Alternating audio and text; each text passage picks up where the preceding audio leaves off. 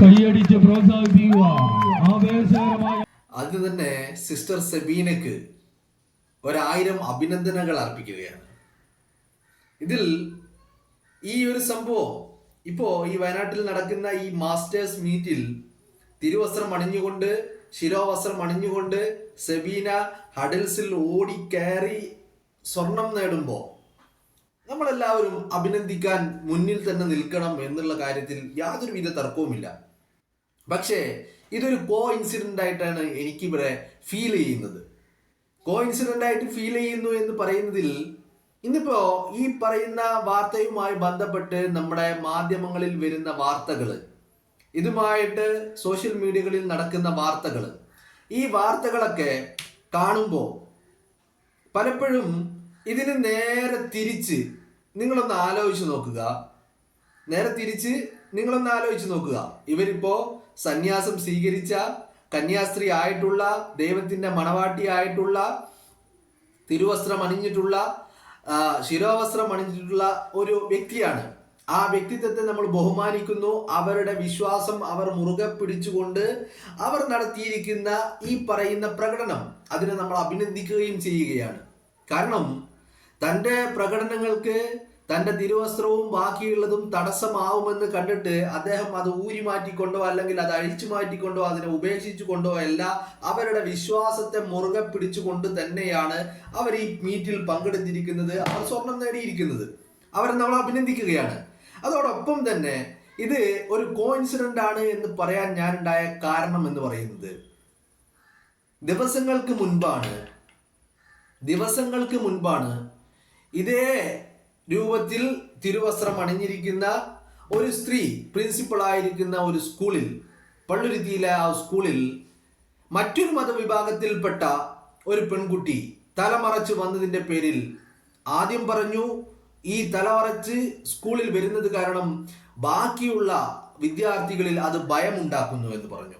പിന്നീട് അത് മാറ്റി പറഞ്ഞു, അതല്ല കാരണം, ഞങ്ങൾ അത് വേണ്ടെന്ന് വെക്കാനുള്ള കാരണം ഇവിടുത്തെ യൂണിഫോമാണ്, ഇവിടുത്തെ നിയമങ്ങളാണ് എന്ന് പറഞ്ഞു. അപ്പോഴും ചോദ്യങ്ങൾ ബാക്കിയാവുകയായിരുന്നു. കാരണം സ്കൂളിന്റെ റൂൾസ് ആൻഡ് റെഗുലേഷൻസ് എഴുതി വെച്ചിരിക്കുന്ന കൂട്ടത്തില് ആദ്യം തന്നെ എഴുതി വെച്ചിരിക്കുന്നത് അഡ്മിഷൻ ഇൻക്ലൂസീവ് ആണ്. ഇവിടെ ജാതിയുടെയോ മതത്തിന്റെയോ രാഷ്ട്രീയത്തിന്റെയോ നിറത്തിന്റെയോ ഒന്നും ഒരു വ്യത്യാസവും ഇല്ലാതെ, യാതൊരുവിധ ഡിസ്ക്രിമിനേഷനും ഇല്ലാതെയുള്ള അഡ്മിഷനാണ് ഞങ്ങൾ നൽകിക്കൊണ്ടിരിക്കുന്നത്. അതുകൊണ്ട് തന്നെ എല്ലാവർക്കും സ്വാഗതം, welcoming all without any discrimination എന്ന് പറഞ്ഞുകൊണ്ടാണ് ഇവർ ഈ പറയുന്ന റൂൾസ് ആൻഡ് റെഗുലേഷൻസ് എഴുതി വച്ചിരിക്കുന്നത്. അങ്ങനെ റൂൾസ് ആൻഡ് റെഗുലേഷൻസ് എഴുതി വച്ചിരിക്കുന്ന സ്കൂളിൽ ഈ പറയുന്ന തിരുവസ്ത്രമിട്ടിരിക്കുന്ന സിസ്റ്റർ ഹെലീന മറ്റൊരു മതവിശ്വാസത്തിലുള്ള ഒരു കുട്ടി തലമറച്ചു വന്നതിന്റെ പേരിൽ ആ കുട്ടിയുടെ പഠനം മുടക്കിയിരിക്കുകയാണ്. ഇവിടെയാണ് വിശ്വാസങ്ങൾ മുറുകെ പിടിച്ചതുകൊണ്ടോ വിശ്വാസങ്ങൾക്കനുസരിച്ച് ജീവിച്ചതുകൊണ്ടോ അത് മറ്റൊന്നിനെയും ബാധിക്കുന്നില്ല എന്നുള്ള കാര്യം നമ്മുടെ മുന്നിലേക്ക് തുറന്നു കാട്ടുകയാണ് സിസ്റ്റർ സെബീന തിരുവസ്ത്രം ഇട്ടുകൊണ്ടാണ് ഈ പറയുന്ന ഹഡിൽസിൽ ഓടിയത്. നിങ്ങളൊന്ന് ആലോചിക്കണം, ആ തിരുവസ്ത്രം ഇട്ടുകൊണ്ട് ആ ഹഡിൽസിൽ ഓടണമെങ്കിൽ എത്രമാത്രം ബുദ്ധിമുട്ടുണ്ടാകും, മനസ്സിലായില്ല? ഇപ്പൊ ഇത് സാധാരണ ഹഡിൽസിൽ ഓടുന്ന നമ്മളൊരു ട്രാക്ക് സ്യൂട്ടോ അല്ലെങ്കിൽ ഷോർട്സോ അങ്ങനെ വല്ലതും ധരിച്ചാണെങ്കിൽ അവിടെ പ്രകടനത്തെ ഒന്നുകൂടി മെച്ചപ്പെടുത്തിയേനെ എന്ന് അഭിപ്രായപ്പെടുന്നവരുണ്ട്. പക്ഷേ ഞാൻ അപ്പോഴും പറയുന്നു, തിരുവസ്ത്രമിട്ട് അവർ ഓടിയത് കൊണ്ട് മാത്രമാണ് അവരുടെ ഐഡന്റിറ്റിയെ അവർക്ക് കാത്തു സൂക്ഷിക്കാൻ സാധിച്ചത്. ഇനി ഇവിടെ നേരെ തിരിച്ച് നിങ്ങൾ തംബ്നെയിലിൽ കാണുന്നത് പോലെ അതൊരു AI ക്രിയേറ്റഡ് ഇമേജ് ആണ്. ആ തംബ്നെയിലിൽ കാണുന്നത് പോലെയുള്ള ഒരു പർദ്ദയൊക്കെ അണിഞ്ഞ് ഹിജാബൊക്കെ അണിഞ്ഞ് ഒരു മുസ്ലിം സ്ത്രീയാണ് ഇത്തരത്തിൽ ഒരു ഹഡിൽസിൽ ഓടിയതെങ്കിൽ ഇവിടെ എന്തൊക്കെയാകുമായിരുന്നു ഇവിടുത്തെ ചർച്ചകൾ? താലിബാനിസമാണ്, മതഭ്രാന്താണ്, സ്ത്രീയുടെ സ്വാതന്ത്ര്യത്തെ ഹനിക്കലാണ്, സ്ത്രീയുടെ അടച്ചു വെക്കലാണ്, ചാക്ക് കെട്ടി മറച്ചിരിക്കുകയാണ്. ഇങ്ങനെ പലതരത്തിലുള്ള അഭിപ്രായ പ്രകടനങ്ങളും ഇന്ന് നമ്മൾ ഈ പൊതുമധ്യത്തിൽ മുഖ്യധാരയിൽ നിൽക്കുന്ന വിവരം കെട്ട മണ്ണാങ്കട്ടയുള്ള തീവ്രവാദികളായിട്ടുള്ള വർഗീയവാദികളായിട്ടുള്ള ആളുകൾ, പക്ഷെ അവരാണ് സമൂഹത്തിൽ നിഷ്പക്ഷർ. നമ്മുടെ സമൂഹത്തിന്റെ അല്ലെങ്കിൽ ഈ പറയുന്ന പൊതുധാരയിൽ എന്ന് പറഞ്ഞാൽ അവരാണ് ഈ സമൂഹത്തിൽ തീവ്ര വർഗീയവാദികളായിട്ടുള്ള ഈ വിദ്വേഷങ്ങൾ മാത്രം പ്രചരിപ്പിക്കുന്ന പല കൂട്ടരുമാണ് സമൂഹത്തിൽ നിഷ്പക്ഷർ. അവരിപ്പോ ഇതിനെയൊക്കെ എങ്ങനെയായിരിക്കും നിങ്ങളൊന്ന് ആലോചിച്ച് നോക്കൂ. ഒരു പർദ്ദയിട്ട് ഒരു ഹിജാബ് ഇട്ട ഒരു സ്ത്രീ അല്ലെങ്കിൽ ഒരു യുവതിയാണ് ഇത് ചെയ്തതെങ്കിൽ എങ്ങനെയായിരിക്കും ഇതിനോടുള്ള നമ്മുടെ ഒരു സമീപനം എന്നുള്ളതാണ്. ഇതാണ് വ്യത്യസ്തമാക്കുന്നത്. അതുകൊണ്ട് തന്നെയാണ് ഇതൊരു കോഇൻസിഡന്റ് ആകുന്നതും. മനസ്സിലായില്ലേ? ഇവിടെ നമ്മുടെ രാജ്യത്ത് എല്ലാവർക്കും അവരുടേതായ വിശ്വാസങ്ങൾ മുറുകെ പിടിച്ചുകൊണ്ട് ജീവിക്കാനുള്ള അവകാശമുണ്ട്. ആ വിശ്വാസങ്ങൾ മുറുകെ പിടിക്കുന്നവർ അത് അവരുടെ സ്വാതന്ത്ര്യമായിട്ട് തന്നെ കണക്കാക്കുന്നു, അവരുടെ ഇഷ്ടമായിട്ട് തന്നെ കണക്കാക്കുമ്പോൾ ഇത് കാണുന്നവർക്ക്, കാഴ്ചക്കാർക്ക് ഇതൊക്കെ വലിയ പ്രശ്നങ്ങളാക്കി മാറ്റുന്ന ഒരു സ്ഥിതിവിശേഷം നമ്മുടെ സമൂഹത്തിലുണ്ട്, ഇല്ലേ? ഇപ്പോ ഈ പറഞ്ഞ നിങ്ങൾ ഇന്നിപ്പോ വാർത്തകളിൽ വന്നിരിക്കുന്ന ഈ കന്യാസ്ത്രീക്ക് പകരം ഞാൻ ക്രിയേറ്റ് ചെയ്തിരിക്കുന്ന ആ ഒരു രൂപമാണ് ഇന്ന് നമ്മുടെ സമൂഹത്തിൽ ഉണ്ടായിരുന്നെങ്കിൽ എന്തൊക്കെ ചർച്ചകൾ നടക്കുമായിരുന്നു, അല്ലേ? അപ്പോ അങ്ങനെ വരുമ്പോ അവിടെയും ഈ പറയുന്ന നിഷ്പക്ഷരും ഈ പറയുന്ന സ്വാതന്ത്ര്യ ചിന്തകരും ഈ പറയുന്ന നവോത്ഥാന നായകരും ഒന്നും ഇവിടെ കാണുന്നില്ല എന്നുള്ളതാണ്, അല്ലേ? ഇപ്പൊ ഈ പള്ളുരുത്തി സ്കൂളിലെ ഈ വിദ്യാർത്ഥിയുടെ അവകാശങ്ങൾ നിഷേധിച്ചതുമായി ബന്ധപ്പെട്ട് ഒരു നവോത്ഥാന നായകനെയും നമ്മൾ എവിടെയും കാണുന്നില്ല. ആ കുട്ടിക്കൊന്ന് നീതി വാങ്ങിക്കൊടുക്കുവാൻ, ആ കുട്ടിയുടെ അവകാശങ്ങൾ ആ കുട്ടിക്ക് ഉറപ്പാക്കുവാനുള്ള ഒരുത്തനെയും എവിടെയും കാണുന്നില്ല. മറിച്ച് പലരും ഈ പറയുന്ന ന്യായീകരണങ്ങളുമായിട്ട് ഇറങ്ങുന്നതാണ് നമ്മൾ കാണുന്നത്. പലപ്പോഴും അത് സ്കൂളിന്റെ നിയമമാണ്, അത് സ്കൂളിന്റെ യൂണിഫോമാണ് എന്നൊക്കെ പറഞ്ഞുകൊണ്ട് ന്യായീകരിക്കുന്ന പലരെയും നമ്മൾ കാണുകയാ.